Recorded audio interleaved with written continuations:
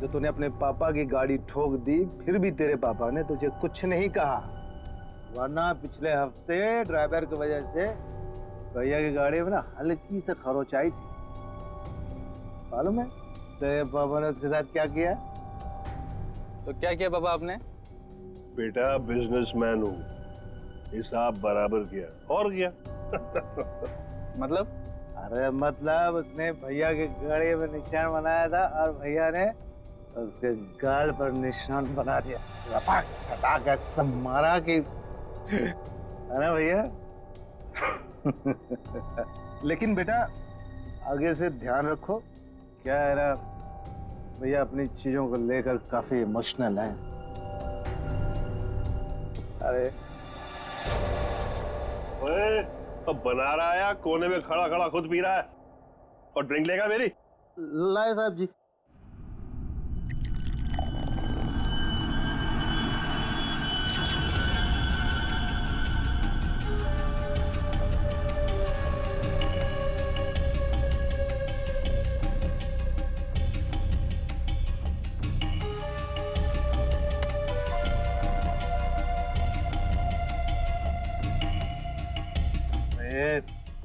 इतना कांप क्यों रहा है? हाँ, संभाल के रख।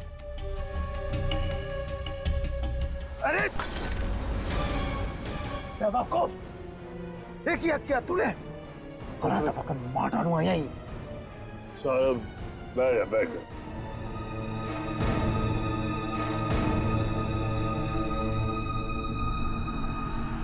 गलती हो गई ना, कोई बात नहीं, गिलास ही तो था। साहब गलती होगी, वो हाथ से गिलास।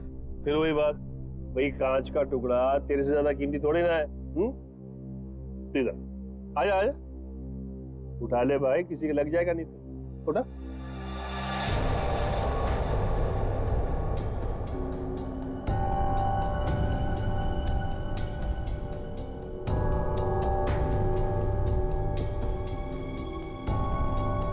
ओए, ये ग्लास ना एक बॉक्स में दर्जन भर मिलते हैं, लेकिन तू तो एक ही है, इकलौता मेरा वफादार। हाँ? लेकिन तुझ जैसे दर्जन भर भी बेच के आओ ना, बदले में ऐसा एक भी गिलास नहीं मिलने वाला, समझा? अभी मेरी पगार में से काट। ये जो तूने किया है ना, उसके बाद तुझे पगार देने वाला कौन है? अब बड़े बड़े मुंह क्या देख रहा है? चल जाके दूसरा ड्रिंक बना के ला, चल। सुन, ग्लास संभाल कर लाना, वरना टूट गया ना तो तुझे भी बसंती कर कांच के टुकड़ों पर नचाऊंगा। हेलो हेलो, अरे कौन बोल रहा है? आपके कपड़े चेंज करवा देता हूँ। आयो तू ठीक करा, चल चल चल चल। हेलो, और मुंह में जुबान नहीं है क्या? हेलो हेलो, अरे बोलो कुछ।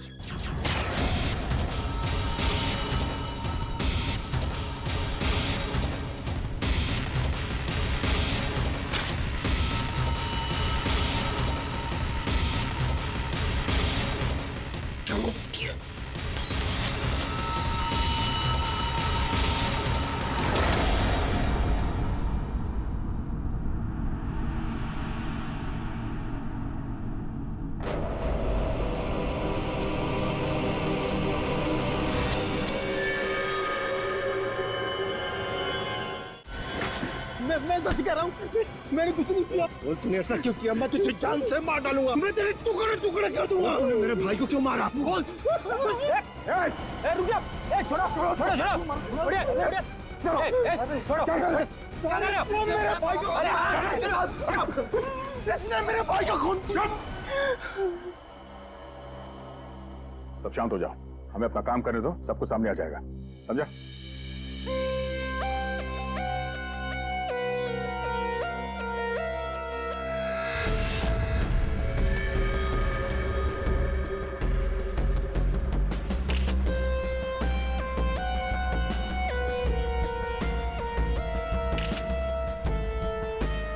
किसी धारदार चीज से गला काट दिया है सर, बड़ी सफाई से। और तो कहीं कुछ दिख नहीं रहा है। बेचारे को अपने आप को बचाने के लिए वक्त भी नहीं मिला होगा। गले की ऐसे नस काट दिए एक झटके में खत्म। है तो कोई अंदर वाला ही आदमी साहब।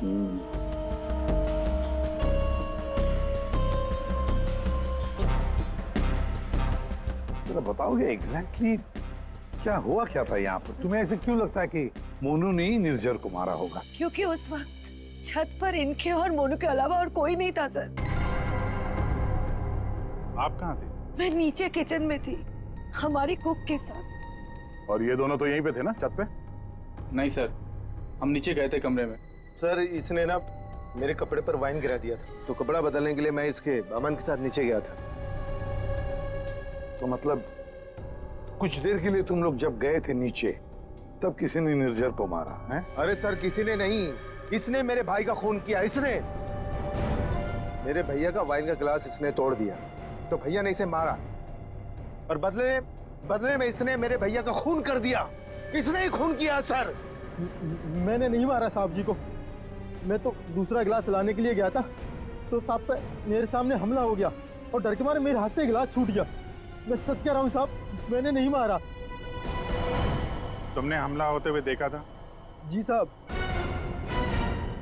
सर आप इसकी बातों में बताइए, ये बकवास कर रही है। सर मैंने कहा ना सर, इसने ही खून किया सर। इस शकल से खून ही लगता है। नहीं साहब, मैंने खून नहीं किया साहब। हमें पहली बार थोड़ी ना मारे थे। 10 साल से उनकी गालियां खा रहा हूँ, कि मार खा रहा हूँ। यही मेरी जिंदगी थी। मेरी हिम्मत कहाँ की मैं साहब को।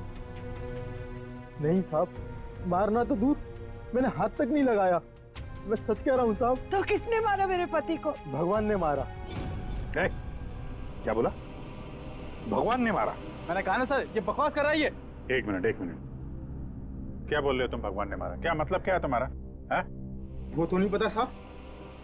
साहब मेरे सामने खड़े हुए थे और देखते ही देखते उनका गला कट गया।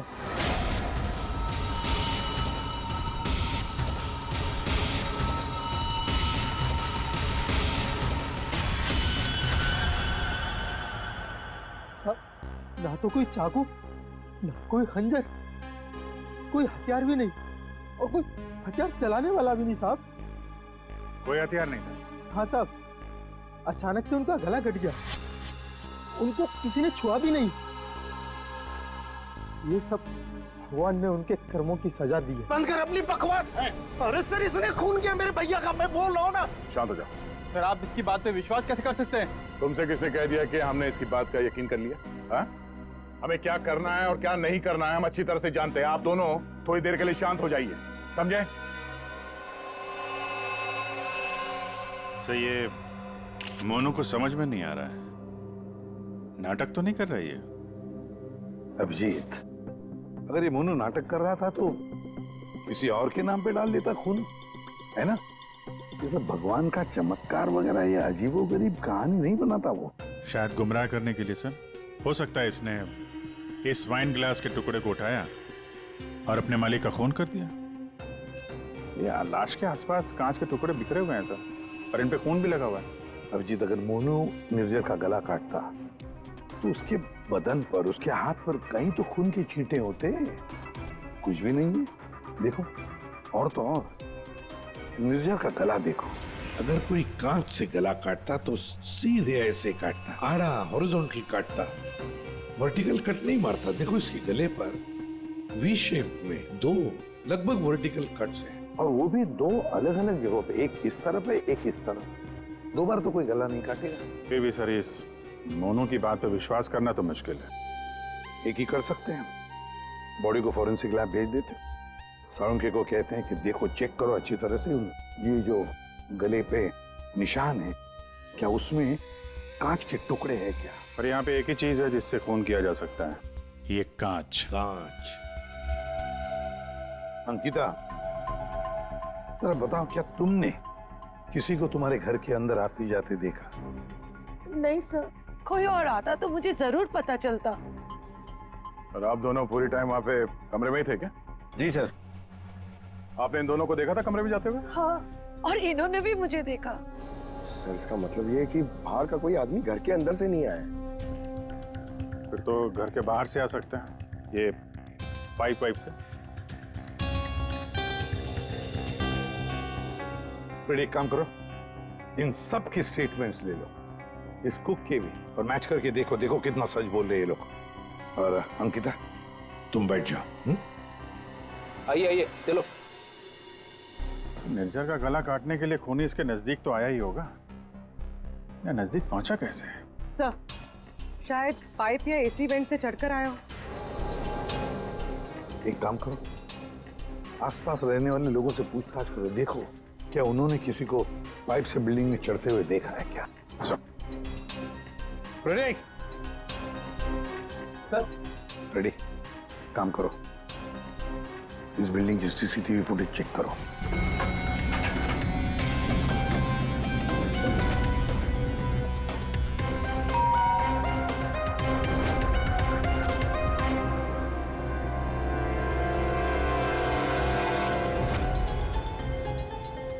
इसमें तो कुछ दिख नहीं रहा, फिर खूनी ऊपर पहुंचा कैसे?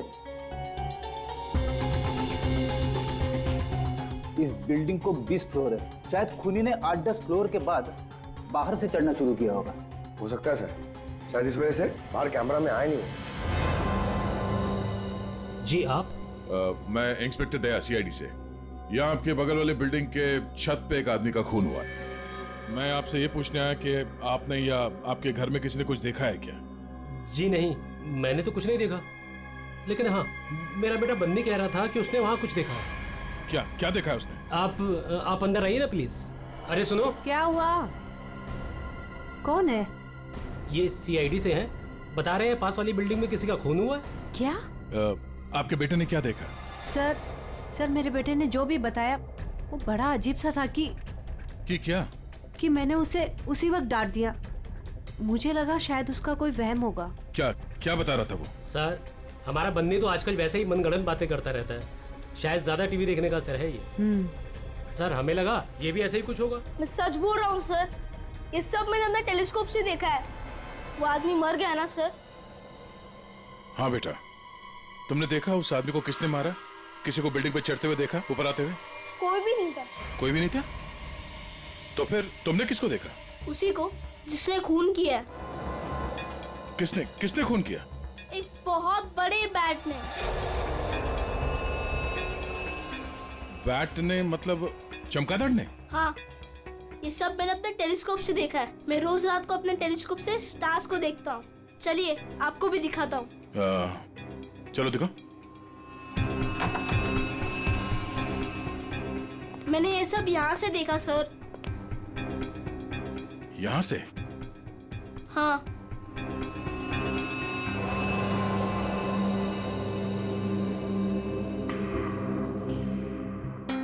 मैंने सच में देखा था अंकल। बेटा, आपका फेवरेट सुपर हीरो कौन है? बैटमैन। ओह, बैटमैन। ठीक है, आपने आज सीआईडी की बहुत मदद की। Thank you. मैं चलता हूँ। थैंक्स। Thank you sir.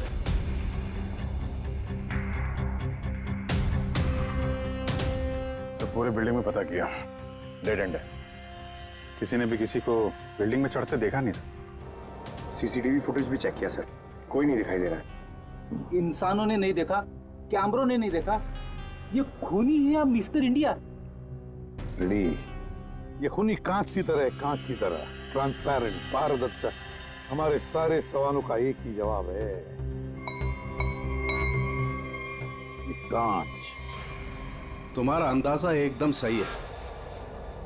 इसके गले के घाव में से कांच का टुकड़ा मिला है। मतलब सर, मोनू ने टूटे हुए कांच से इनका गला काटा और इनकी जान ले ली? हाँ, लगता तो वैसे, मगर पता नहीं क्यों मेरा मन कहता है कि जो दिखता है ये केस वैसा नहीं है। बिल्कुल तुम्हारी बातों की तरह से। हाँ? नहीं, मेरा कहने का मतलब ये था कि वाइन ग्लास के कांच के टुकड़े को और उसके घाव में से जो कांच का टुकड़ा मिला उसको, दोनों को मैंने अच्छी तरह से टेस्ट किया, तो दोनों एक ही हैं लेकिन अलग अलग। देख सर, उनके दिमाग खराब मत कर यार, जो है वो सीधे सीधे बता देना यार। सीधी सीधी बात ये है भाई कि वाइन ग्लास के कांच के टुकड़े से इसका गला नहीं काटा गया। तो फिर देखना चाहते हो? आओ देखो। ये है वाइन के ग्लास का टुकड़ा, और ये देखो, ये है वो कांच जो इसके गले के घाव में से मिला है। दोनों की कंपोजिशंस अलग अलग है, ठीक है। वाइन का ग्लास बहुत ही महंगे क्रिस्टल से बना हुआ है, और इसके गले में से जो कांच का टुकड़ा मिला है वो बहुत ही साधारण सा, बहुत सस्ता सा, घरेलू काम में इस्तेमाल किया जाने वाला कांच है। वाइन ग्लास के कांच से खून नहीं हुआ है, इसका मतलब है कि मोनू ने खून नहीं किया। लेकिन हमें वहां पे तो दूसरा कोई कांच का टुकड़ा मिला ही नहीं। यार सड़न के, अगर वाइन ग्लास के कांच से नहीं गला काटा है तो फिर कौन से ग्लास से काटा है? एक और बात, ये जो कांच का टुकड़ा इसके गले में से मिला है, उस कांच के टुकड़े पर काले रंग की डाई और गोंद मिला है, गम। काले रंग की डाई? कौन? जिसने खून किया वो वहां नहीं था, जिस कांच से खून किया वो भी वहां नहीं था। अब मैं यहां हूं कि मैं भी नहीं हूं। काले रंग की डाई और गोंद, ऐसा कौन सा कांच होता है? किससे काटा होगा? और उसी कांच से काटा तो क्यों काटा? अभी काटने की बात की ना तुमने, पतंग के मांझे से भी तो काटा जाता है। क्या मतलब तुम्हारा? मतलब साउंड के बचपन में तूने कभी पतंगे उड़ाई हैं? नहीं, मैं बहुत स्टूडियस बच्चा था। तेरी की यार, हम सब ने पतंगे उड़ाई है, और पतंगे काटी भी है दूसरों की मांझे से, पतंग के मांझे से। उसके ऊपर कांच का चूरा और गोंद लगाई जाती है मांझा बनाने के लिए। लेकिन पतंग के मांझे का कांच इसके गले में कैसे पहुंचा होगा? सर, वो बच्चा बनी, वो कह रहा था कि उसने टेलीस्कोप में एक बड़े से बैट को इस आदमी को मारते हुए देखा था। बैट को? चमगादड़? हाँ सर, वो बैट जैसा कुछ हो सकता है, कुछ और हो। जैसे कि पतंग काले रंग की? हाँ यार, पतंग। हाँ, हमने सुना है ना कि पतंग के मांझे से हाथ कट जाता है। हाथ कट सकता है तो फिर गला क्यों नहीं कट सकता? मतलब किसी ने पतंग उड़ा के इस निर्जर का खून किया है। दया, मांझे से ही क्यों यार? अगर सामने वाली बिल्डिंग में खड़े रहकर गोली भी चलाता तो भी मर जाता है। मांझे से ही क्यों? पतंग के मांझे से ही क्यों? फिर है कौन ये पतंगबाज जिसने ये किया है? अभिजीत, ये निर्जर जब मौत हुई तब यहां खड़ा था, है ना? लगभग हाइट इतनी है। पंकज, जरा आओ तो। और सर, फिर उसके गले पे 2 निशान पड़े, ऐसे। और अगर खूनी पतंग उड़ा रहा था तो फिर यहीं कहीं खड़ा होगा, उस तरफ। लेकिन सर, ये मांझा एकदम सीधे तो नहीं रहता, हवा में हिलता रहता है। तो इसीलिए तो ये हम तय नहीं कर सकते कि खूनी कहाँ खड़ा होगा, किस तरफ खड़ा होगा। हवा का भी पता नहीं रहता ना सर, कभी इस तरफ बहती है तो कभी उस तरफ बहती है। वो कहते हैं ना सर कि रुख हवा का हो जिधर का उधर के हम है। और जिधर हवा का रुख पतंग का भी वही है। भाई, पतंग उधर से ही उड़ेगी ना जिधर से हवा चल रही है। सर, कल रात हवा किस तरफ चल रही थी? अभी पता लगाते हैं। हेलो हेलो, हाँ, मौसम विभाग जी। हमें सीआईडी से एसीपी प्रद्युमन बोल रहा हूँ। हाँ सर, बोलिए। अगर एक इंफॉर्मेशन चाहिए, कल रात 1 बजे हवा किस डायरेक्शन में चल रही थी, किस दिशा में चल रही थी हवा? सर, कल रात 1 बजे हवा साउथ ईस्ट की तरफ चल रही थी sir. Okay, thank you. South east की तरफ से हवा चल रही थी। अगर हवा साउथ से आ रही थी तो खूनी भी साउथ में ही होगा, पतंग यहाँ पर थी, और इस वक्त भी हवा साउथ से ही आ रही है। साउथ मतलब यही बिल्डिंग है, 1 2 3। ये निर्जर के गले पर जो मांझे के निशान है, घाव के निशान है, वो काफी वर्टिकल है, यूं ऐसे है। तो इसका एक ही मतलब हो सकता है कि मांझा नीचे से ऊपर की तरफ आया था। सर, मतलब पतंग जिस बिल्डिंग से चगा रहे थे वो इस बिल्डिंग से छूटी थी हाइट में? हाँ पंकज, एग्जैक्टली। छोटी बिल्डिंग तो ये है सर, ये 1 और वो 2 और वो 3। साउथ ईस्ट तो सर वो बिल्डिंग वन विहार। खूनी उसी बिल्डिंग में खड़ा होगा, वन विहार में। लेकिन सर, कंफर्म कैसे करेंगे? पतंग उड़ा के करेंगे। पतंग उड़ा के? हाँ अभिजीत। अच्छा एक बात बताओ, तुम में से किस किस को पतंग उड़ाना आता? सर मैं बहुत अच्छी उड़ाता था। सर पतंग उड़ा ले। अच्छा, लेकिन इस बार नहीं। इस बार पतंग मैं उड़ाऊंगा, क्योंकि हर बार तुम लोग मजे लूटते हो हर बात में। मतलब सर आप पतंग उड़ा के पंकज को मारने की कोशिश करेंगे? ये क्या बोल रहे सर आप? डरते हो पंकज? ये तुम एक सीआईडी ऑफिसर हो, मरने से डरते हो? सीआईडी ऑफिसर वो होता है जो देश के लिए, लोगों के लिए अपनी जान निछावर करता है। चाहे पतंग से गला काट के ही क्यों नहीं। क्या बोल रहे हो सर? चढ़ जा सूली पे चढ़ जा। सर होता है कभी कभी। प्लीज चढ़िए। चलो चलो।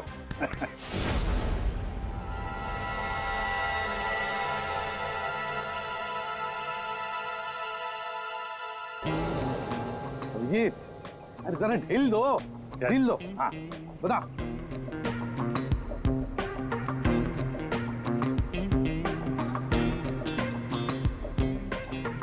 वाह सर वाह। अभिजीत अभिजीत, कैसा? पूरा ढील देना। या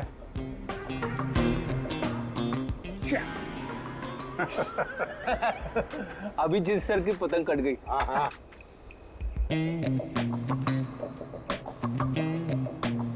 अरे यार, अरे वाह सर वाह। आप पतंग को ना एक बार उस पुतले तक लेके जाइए, हमारा शक यकीन में बदल जाएगा।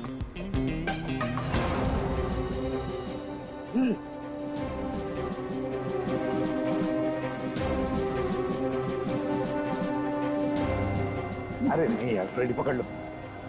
ये नामुमकिन है। कितनी सारी चीजों का ध्यान रखना पड़ता है, हवा की दिशा, फिर वो एंगल, हाइट। सर अगर आपसे नहीं हुआ तो मुझे नहीं लगता ये पॉसिबल है। मगर सर सारुके साहब तो श्योर थे, गर्दन मंजे से ही कटी है। सर हो सकता है मांझा ही हो, पतंग हो ही ना। इस निर्जर के केस को किसी और तरीके से सुलझाना पड़ेगा। कोई और तरीका? हाँ, निर्जर की मौत से किसको सबसे ज्यादा फायदा हो सकता है, उसे ढूंढना पड़ेगा। सर अगर आपकी परमिशन हो तो ये सब प्लान चेंज करने से पहले मैं किसी के आदमी से बात करना चाहता हूँ। किससे? नाम तो नहीं मालूम, ढूंढना पड़ेगा सर उसे।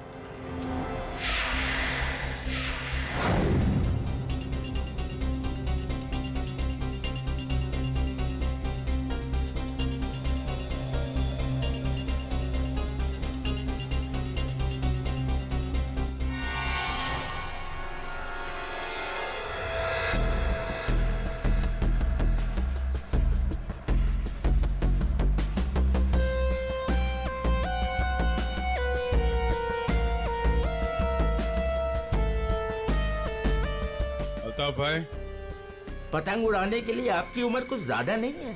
क्यों? पतंग उड़ने से पहले नाम और उम्र पूछती है क्या?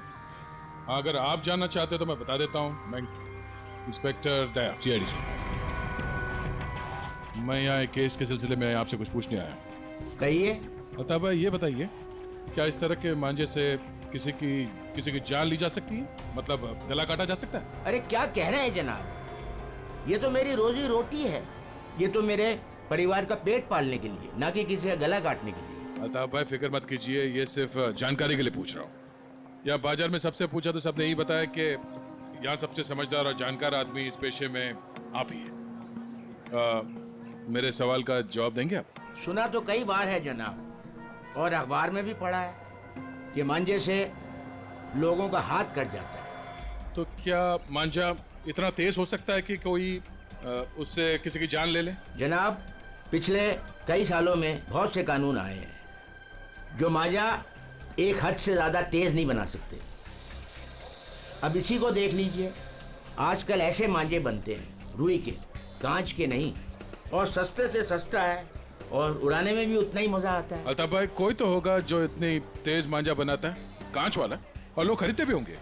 चोरी छुपे तो यहाँ हर किस्म के काम होते हैं। मुझे नहीं लगता जनाब कि मांझा बनाने वाले किसी एक का काम है, और अगर बनाना भी पड़ता होगा तो कांच का मसाला उसको खुद ही बनाना पड़ता है और खुद ही उसको लगाना पड़ता है। ये बड़े जोखिम का काम है, इसमें उंगलियां भी कट सकती हैं। आज से 30 साल पहले हमारे गांव में वो तेज मांझा बनता था, लेकिन आजकल बच्चों के पास ना तो टाइम है ना हुनर है। हाँ, आजकल के बच्चों में तो नहीं है। हो सकता है ये खूनी आप ही की पीढ़ी का हो। अच्छा, इस तरह का मांझा बनाने में कौन सा कांच इस्तेमाल होता है? किसी भी तरह का चल जाता है। अब जैसे ये है, ये सस्ते में सस्ता है और ये बल्ब के टुकड़े से भी बनता है। चाहे आप ट्यूब लाइट उसमें लगा दीजिए तोड़ के। तो कांच के जरिए पता लगाना मुश्किल है। अच्छा अल्ताफ भाई, अगर आपको ये काम करना होता तो आप कैसे करते? दुनिया में चंद ही लोग होंगे जिनके हाथों में ये हुनर है। हम जानते हैं अल्ताफ भाई, इसीलिए तो हम आपके दरवाजे पे आए। बड़ी मेहनत का काम है साहब। पतंग किस जगह पर उड़ाना है, किस ऊंचाई पर, हवा का रुख, रफ्तार सब सही हो तभी निशाना सही लग सकता है। शुक्रिया अल्ताफ भाई, शुक्रिया।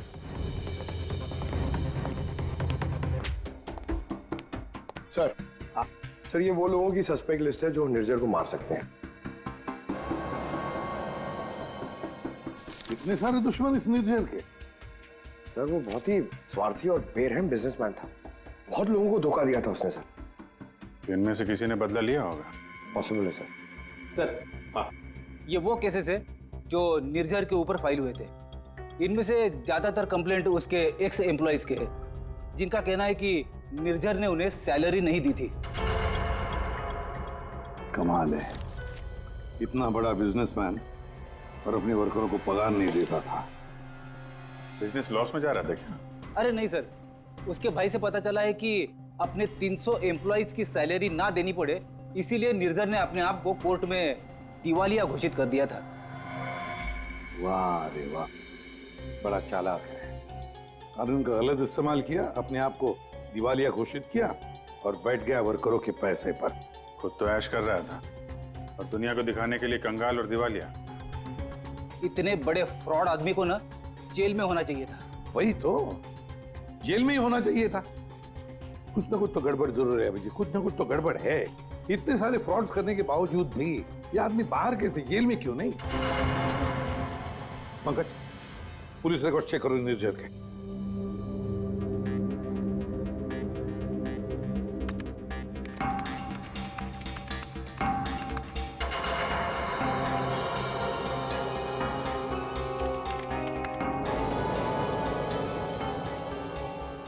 सर पुलिस रिकॉर्ड तो है। क्या 5 साल पहले निर्जर कस्टडी में लिया गया था सर। ये मगर सर सिर्फ 1 घंटे के लिए। क्या? सिर्फ 1 घंटे के लिए? कमाल है सर, 1 घंटे के लिए कौन जेल में जाएगा? इतना बड़ा फ्रॉड किया और सिर्फ 1 घंटे के लिए? ओ, सर ये फ्रॉड के लिए तो अंदर गया ही नहीं था, हिट एंड रन केस के लिए गया था। किसको उड़ाया इसने? ज्यादा डिटेल्स तो दिख नहीं रही इसमें। अरेस्टिंग ऑफिसर कौन है देखो? Inspector Rane, Versova police station. कैसे राणे साहब? हाँ ठीक है, बोलिए। जरा ये फोटो देखो राणे। इसका नाम निर्जर है और 5 साल पहले आपने किसी केस में अरेस्ट किया था इसे। हाँ याद है मुझे, इसे तो हमने हिट एंड रन केस में पकड़ा था। एक्सीडेंट? किसका एक्सीडेंट हुआ था? एक बच्चे का एक्सीडेंट हुआ था, मगर बाद में पता चला कि गलती बच्चे की थी। बच्चे की गलती? कैसे? बच्चे भागते हुए अचानक रोड पे आ गया और इस कार से टकरा गया। अच्छा, अचानक भागते हुए आया। क्या हुआ क्या था? कोई इसको दौड़ा रहा था या वो किसी का पीछा कर रहा था? सर पतंग के पीछे। पतंग? हाँ सर, वो ऊपर देख के भाग रहा था पतंग पकड़ने के लिए। उसे पता ही नहीं चला कि कब वो रोड पे आ गया। वैसे बड़ी अच्छी याददाश्त है आपकी। इतने सालों के बाद भी आपको निर्जर केस के बारे में सब कुछ याद है? सर ऐसे बेरहम इंसान को कौन भूल सकता है? बेरहम? क्यों? माना एक्सीडेंट में उनकी गलती नहीं थी, कम से कम देखना तो चाहिए था ना कि बच्चे का क्या हाल हो गया। उसको बच्चे से ज़्यादा इम्पोर्टेंट था टाइम पे मीटिंग में पहुंचना। उस बच्चे का बाप अभी भी याद है मुझे। क्यों, कुछ किया था क्या उसने? कुछ नहीं। कुछ नहीं मतलब? सर कुछ नहीं किया, इसीलिए तो याद है। ना कुछ कहा ना कुछ सुना। जब उसे पता चला कि निर्जर को छोड़ना पड़ रहा है तो पुलिस स्टेशन के बाहर ऐसे खड़ा रहा कि ऐसे सांप सूंघ गया हो, जो कोई फर्क नहीं पड़ा हो। फिर वो चला गया। उसका फोटो तो होगा ना आपके पास? सर वो ओपन एंड शेड केस था। एक्सीडेंट साबित होने के बाद कोई इन्वेस्टिगेशन करने की जरूरत ही नहीं पड़ी। अच्छा, नाम तो लिखा होगा ना उसका कहीं? हाँ सर, 1 मिनट। कदम वो निर्जर केस की फाइल देना।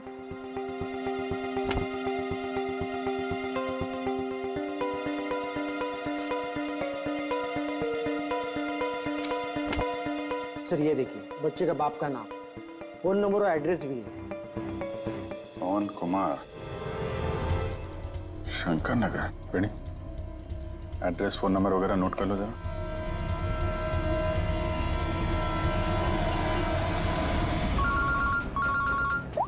हाँ अभिजीत। तो वो निर्जर के हिट एंड रन केस से एक लीड मिला है। एक्सेलेंट। एक बच्चे की मौत हुई थी, उसके पिता का नाम और एड्रेस मिला है सर। बस फिर अभिजीत, उसके माता पिता से जाकर मिलो, अच्छी तरह से पूछताछ करो। Yes sir. Okay sir. Ready sir. तुम जरा राणे साहब के साथ मिलके उस पवन कुमार का स्केच बनवा लो, तब तक मैं उसके घर जाके देखता हूँ। क्या हुआ साहब? आज सुबह पतंग उड़ा के गए, फिर पूछताछ भी की, अब क्या हो गया? ये आप लोग इतने ही हो? यहाँ पे तो 5 गार्ड्स लिखे हैं, ये 5वां कहाँ है? हाँ साहब, शंकर आया था कुछ महीने पहले नौकरी पे, फिर अचानक साहब आज सुबह नौकरी छोड़ के चला गया। नौकरी छोड़ के चला गया, क्यों? पता नहीं साहब, वो गांव से उसके लिए कोई बुरी खबर आई थी तो बिना बोले साहब चला गया सब। अच्छा, कल रात जब खून हुआ तो शंकर तो था, उसके बाद घर गया है। ओहो। अच्छा, इस शंकर का फोटोग्राफ है या एड्रेस वगैरह तो होगा ना आपके रिकॉर्ड्स में? फोटो तो नहीं है साहब, लेकिन हाँ एड्रेस लिखा हुआ है साहब, ये देखिए।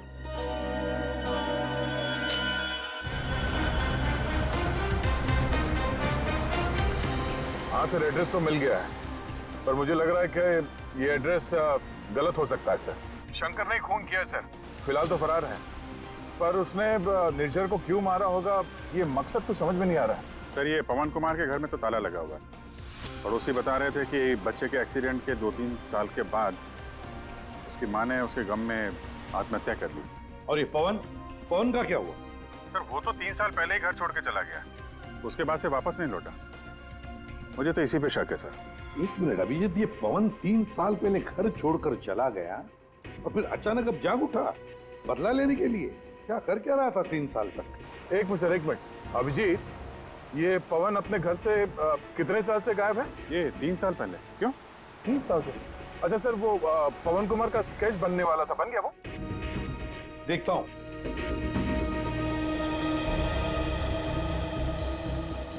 नारायणी, कितनी देर लगेगी? बस अभी हो जाएगा। गुड। दया, थोड़ा टाइम लगेगा। क्यों पूछ रहे हो? कुछ नहीं सर, सब समझ में आ गया।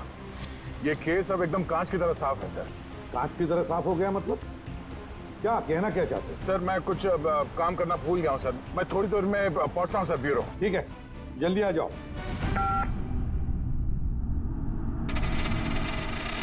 हाँ यार, आज नींद नहीं आई। अरे कैलाश, शुक्रिया। तुम्हारी वजह से आज हमने एक मुजरिम को पकड़ लिया। अच्छा हाँ, वो शंकर, उसने गलत एड्रेस लिख दिया था। उसे खुद लिखा था क्या? नहीं साहब, शंकर तो अनपढ़ है। अच्छा, तो फिर रजिस्टर में एड्रेस किसने लिखा? जी साहब, मैंने। तो यहाँ जितने भी नए गार्ड्स आते हैं उनका नाम, नंबर, एड्रेस सब तुम्हें लिखते हो? जी सर। अरे हाँ, ओह सॉरी, मैं तो भूल ही गया था, सारे रिकॉर्ड्स तो तुम ही रखते हो। कौन सिक्योरिटी गार्ड काम पे कब आता है, कब नौकरी छोड़ के चला जाता है, ये सारी तैयारी तो तुम ही करते हो, हैं? वैसे कैलाश, कितने साल से नौकरी कर रहे हो इस बिल्डिंग में? हाँ साहब, 3 साल से। 3 साल से? 3 साल से वो खूनी भी गायब है।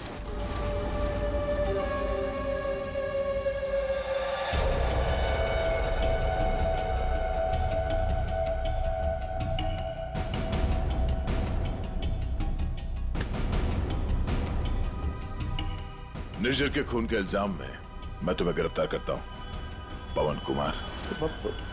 पवन कुमार? हमारा नाम तो कैलाश है साहब। वो आपको शायद कोई गलत फहमी हो रही है हमको पहचानने में। लेकिन मुझसे कोई गलती नहीं हो रही है मिस्टर पवन कुमार। ये क्या है साहब? हाँ क्या साहब, आपको कोई नहीं मिला तो एक गरीब को फंसा रहे साहब। अच्छा,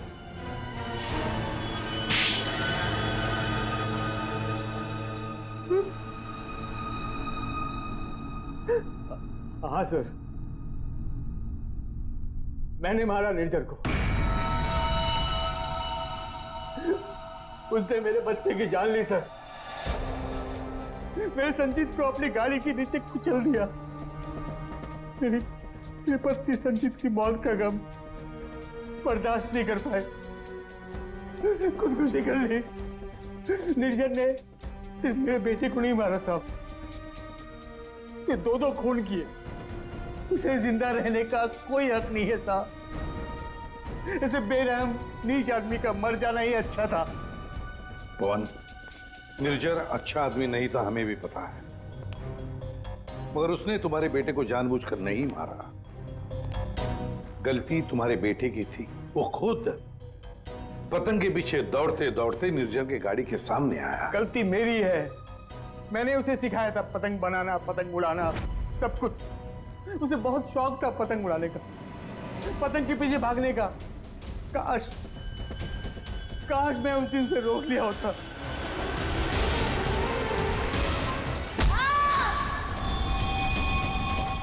तो बेटा आज जिंदा होता। देखो, हम तुम्हारा दर्द समझ सकते हैं, लेकिन तुम्हें यह भी समझना चाहिए कि वो एक एक्सीडेंट था, लेकिन एक्सीडेंट के बाद वो मेरे बच्चे को बचा सकता था ना। क्या मतलब? जब पुलिस ने उसको रिहा किया तो आप बच्चे को अस्पताल तो लेके जा सकते थे ना। बच्चे की हालत देखी थी आपने, खून से लथपथ था वो। अगर मेरी गाड़ी की सीटें खराब हो जाती तो कौन जिम्मेदार होता?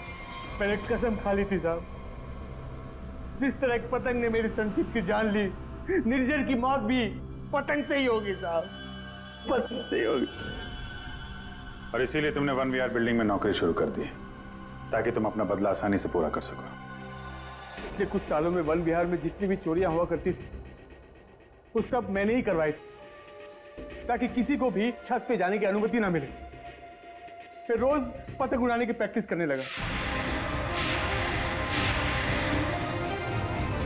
निर्जर पर ध्यान रखने लगा कि वो छत पे कब जाता है, कितनी देर रहता है। मुझे पता था कि कौन से कोने में उसका मोबाइल का नेटवर्क का टावर मिलता है। वो हमेशा बात करने वहीं आता था साहब, और मैंने सोच लिया था उसे वहीं मारूंगा। और उसे मारने के लिए मैंने मांझा बनाना शुरू कर दिया। काली पतंग बनाई, मैं तैयार था साहब, बस हवा का रुख और तेजी का इंतजार था मुझे। और एक दिन भगवान ने मेरी सुन ली, सब कुछ सही था। मैंने निर्जर के मोबाइल पे फोन किया, पतंग उड़ाई और उसका गला काट दिया। जिस मांझे से तुम अपनी जिंदगी का इंसाफ करना चाहते थे, उसी मांझे ने तुम्हारी जिंदगी की रेखा बदल दी। तुम्हें कड़ी से कड़ी सजा होगी। हाय बनी, ये आपके लिए। ये किस लिए? केस सॉल्व करने में आपने हमारी मदद की है, इसलिए हमारी तरफ से ये थैंक यू गिफ्ट। लेकिन जब तुम पतंग उड़ाओगे जरा संभाल के, तो तुम्हारी मम्मी या पापा साथ में हो तभी उड़ाना, अकेले नहीं। जैसे तुम टेलीस्कोप से स्टार्स देखते हो ना, वैसे ही जब तुम ये पतंग उड़ाओगे मैं इसे देखूंगा। प्रॉमिस। पक्का वाला promise. For more updates, subscribe to our channel, click the show links and enjoy watching the videos.